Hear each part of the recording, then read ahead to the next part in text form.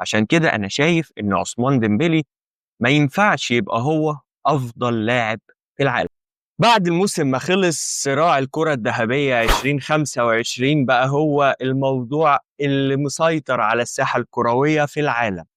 أنا النهاردة جاي أقول لك مين أبرز 5 مرشحين، وجايب لك إحصائيات مهمة جدا محدش يتكلم عنها في أي حتة، وهقول لك رأيي ومين الأقرب.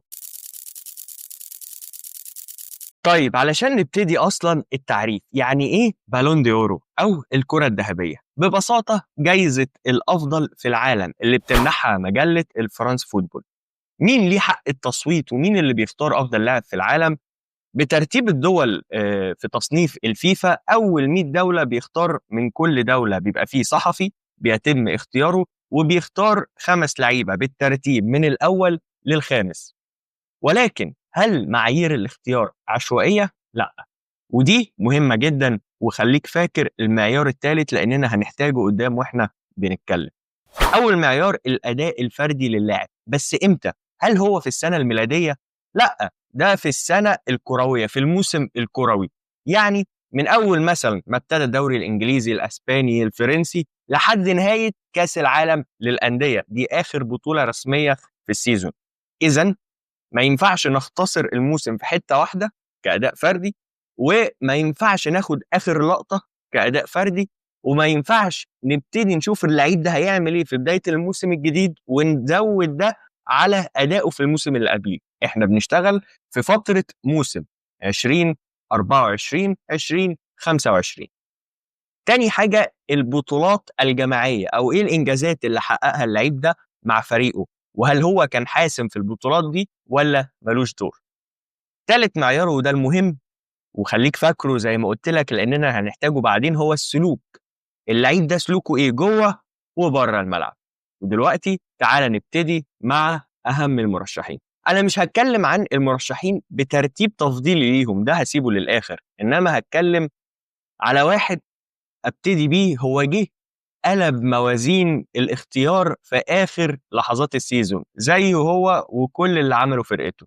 فيتينيا، لاعب منتخب البرتغال وباريس سان جيرمان. طيب فيتينيا أصلا دخوله في القائمة دي، هو السنة اللي فاتت دخل في الشورت ليست وكان مفاجأة. السنة دي غيابه بقى عن الثلاثة الأوائل قد يكون هو المفاجأة.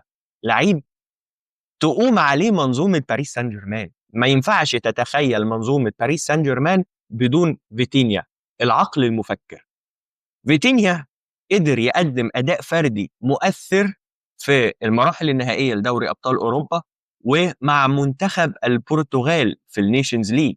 فيتينيا قدر يكسب الدوري الفرنسي، كاس السوبر الفرنسي، الكاس الفرنسي، والتشامبيونز ليج، كل ده مع باريس سان جيرمان، سيطرة كاملة، بالإضافة إلى نهائي الشامبيونز ليج، التتويج طبعا، ووصلوا فاينل كاس العالم للأندية. فيتينيا كان مؤثر في كل البطولات دي مع باريس سان جيرمان ومع منتخب البرتغال، علشان كده ما ينفعش نغفل دوره وقيمته. في حاجة مهمة أنا مزودها على الإحصائيات اللي أنا جاي أتكلم معاك فيها، وهي دقائق المشاركة. اللعيب ده شارك قد إيه من الوقت المتاح مع ناديه، لأن ده برضو عنصر مهم، ودي إحصائية مهمة ناس كتير ما بتتكلمش عليها. فيتينيا الموسم ده لعب حوالي 4521 دقيقة، ما يعادل تقريبا 80% من دقائق اللعب المتاحة لباريس سان جيرمان. يعني في 80% من المباريات فيتينيا كان موجود وكان مؤثر.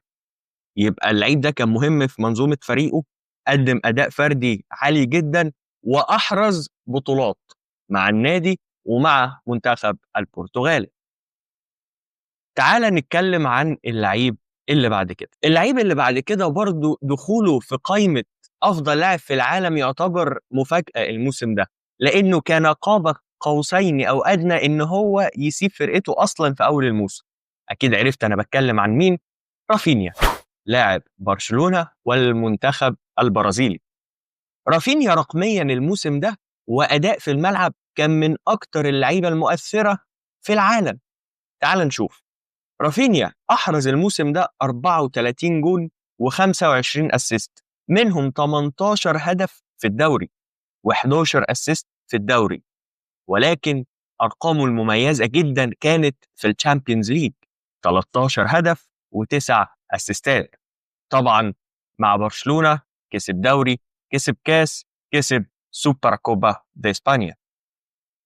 رافينيا غيابه كان محسوس، الماتشات اللي ما كانش بيبقى موجود فيها رافينيا كنت بتحس بعجز على الجبهة اليسرى لنادي برشلونة.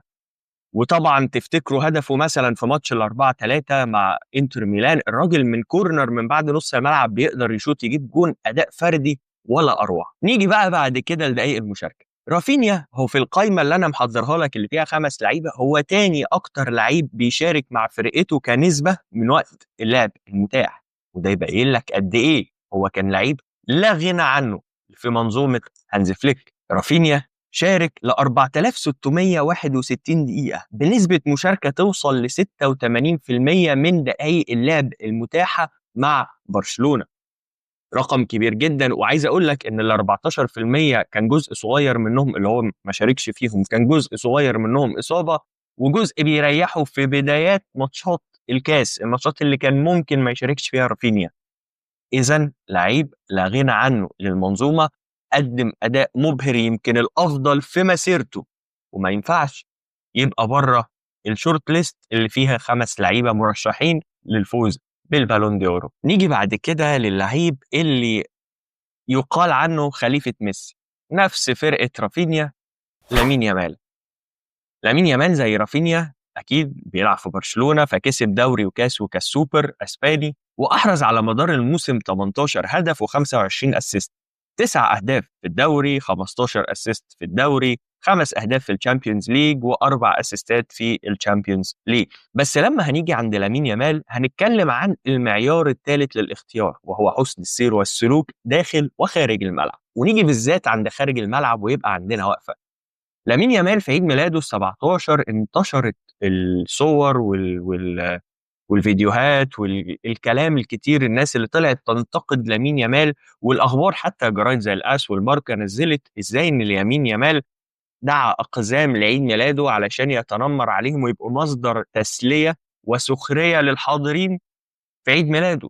ودي مشكلة كبيرة جدا في أوروبا، إزاي ده لعيب متنمر، ده لعيب عنصري بشكل أو بآخر. وما تنساش إن أصول لامين يامال مغربية، الراجل عربي، إذن في الحاجات دي بالذات هيقفلوا على الواحدة.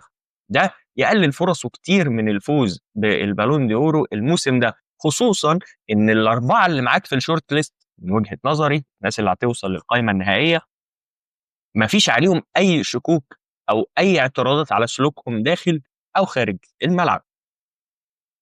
نيجي لدقايق المشاركة.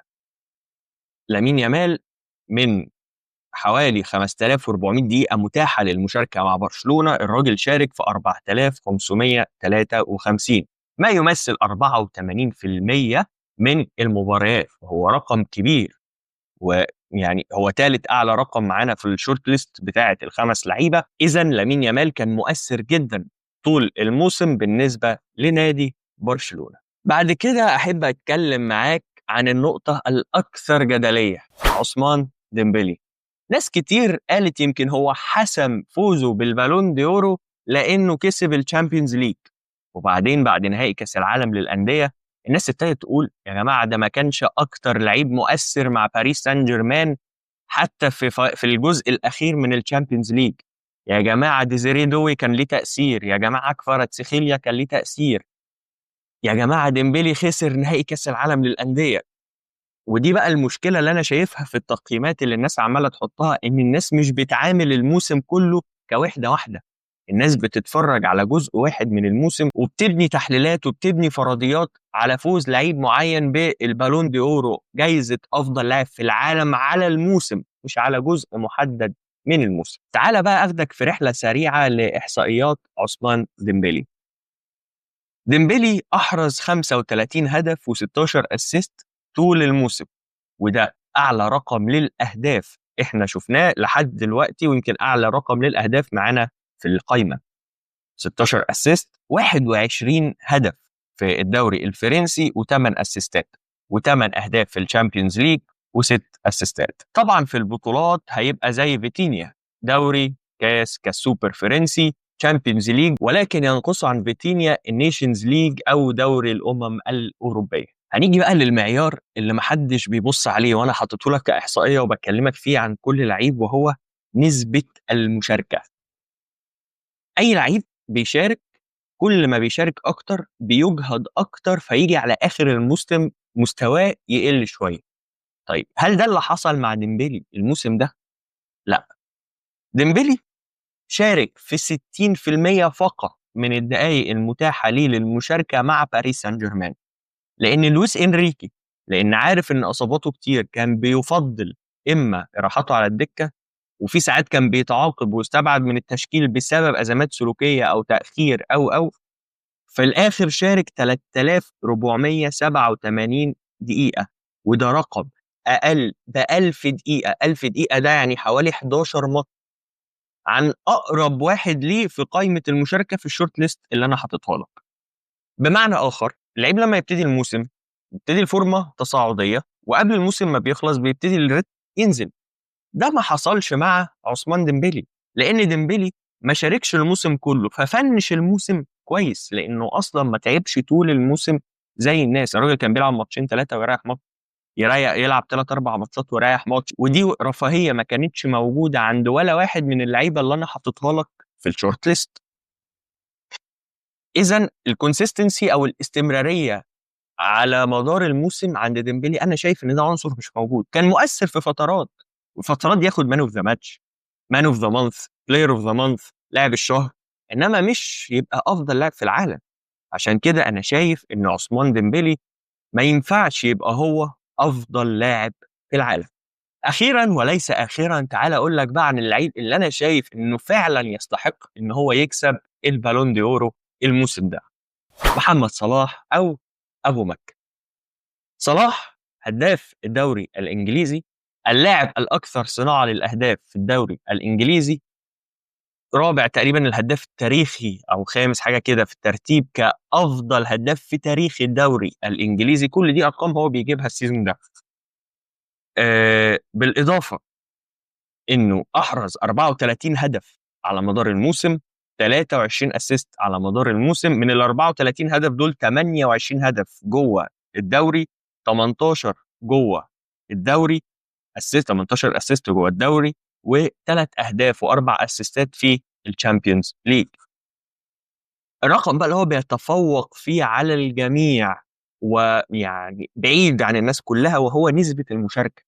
صلاح شارك في 4501 دقيقة بنسبة 90% من دقائق اللعب المتاحة لنادي ليفربول، اللي هو ريحهم امتى؟ في ماتشات الكاس اللي ما كانش بيشارك فيها، او في الماتشات الاولى في اليوروب في دوري الابطال.